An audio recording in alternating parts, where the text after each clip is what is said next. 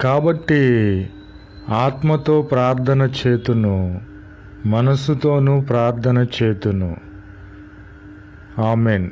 Praise the Lord. కాబట్టి మనము ఆత్మతో ప్రార్థన చేయాలి. పరిశుద్ధాత్మతో, దేవుని యొక్క ఆత్మతో ప్రార్థన చేయాలి. మనస్సుతోనూ ప్రార్థన చేయాలి. మన మనస్సులో ఏ విధమైనటువంటి కల్మషము, పాపము పెట్టుకొనకుండా మనము నిశ్చయముగా పరిశుద్ధమైన మనస్సుతో ప్రార్థన చేయాలని ప్రభువైన క్రీస్తు వారు కోరుకొనిచున్నారు. కాబట్టి ఆత్మతో మనము పాడాలి. మనము పాటలు పాడుచున్నాము, దేవుని ఆరాధిస్తున్నాము.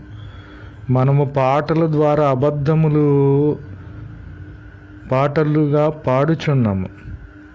మనము పాట పాడుతున్నామంటే, ప్రభువుని స్తుతిస్తున్నామంటే